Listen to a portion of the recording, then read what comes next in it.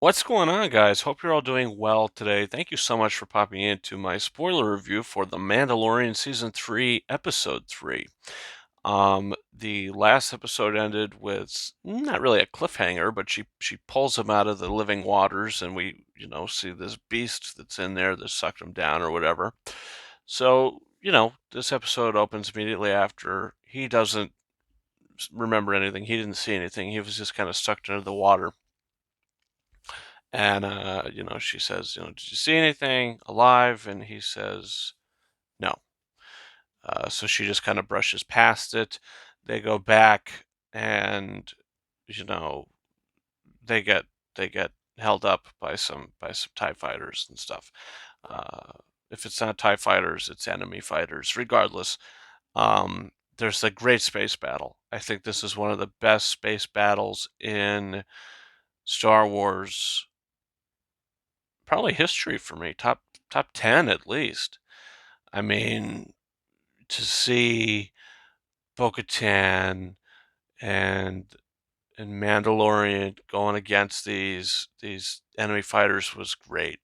The whole sequence to where they go back down to the planet. She's going through the caves or whatever, saying that she knows how to do it. She's kind of flown through here when she was younger and all this. I thought that was all really cool to see. The music cues every time Mando would come in, how the music would go or or however it is, his like whatever the music cue is. It sounded really great and really cool every time he popped in. He jumps out of the ship, which I thought was pretty awesome and pretty Mandalorian to do. How he just jumps out and he lands and he gets in his ship. He does this thing. He blasts them, and too many of them come blow up Bo-Katan's place. So now she's going with him. Where are they going? Well, we don't know for another like 40 minutes, maybe another 35 minutes. We don't know. We cut to Coruscant and we meet these members of a rehab facility, people that worked for the Empire, and now they're working for the New Republic. And we meet this guy. He was a scientist of the Empire, working for Moff Gideon and all this, and he's got a lot to do with cloning, and he wants to get his machinery back, and he thinks that it could be good for the New Republic, and he wants to get his equipment back. Meets this other girl. She's in there. She's in the rehab facility with him, and they go to these basically like a junkyard, an imperial junkyard almost, and it turns out it was a big trap, and she set him up. Uh, she didn't trust him. She says, this guy, he's too Empire still. He still wants to get his device. We don't know if he's good or bad. We just met this guy, so they hold him up. They set him up, and then we wipe his memory almost.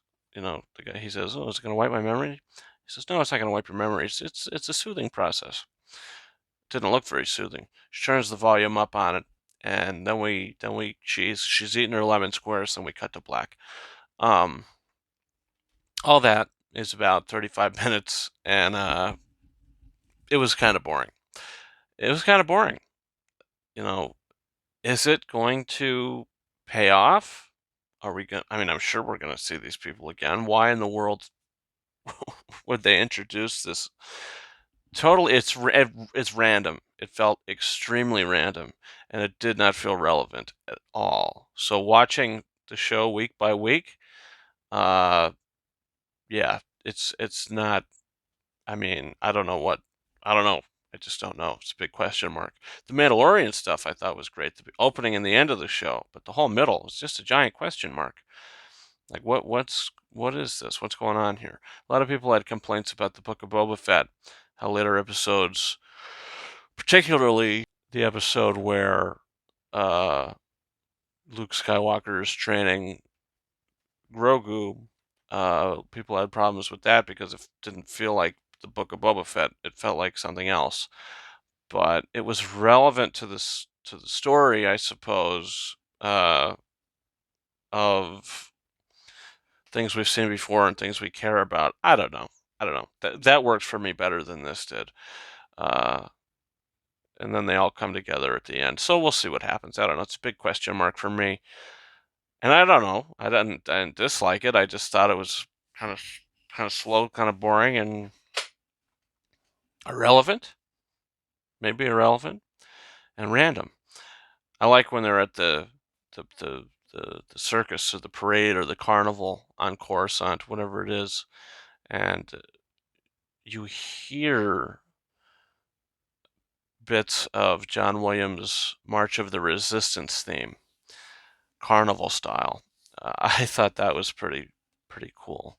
So I was a fan of that, and also seeing the the concert hall or whatever it is, the theater hall again, that famous stairway and going in, where we hear, you know, did you ever hear the tragedy of Darth Plagueis the Wise?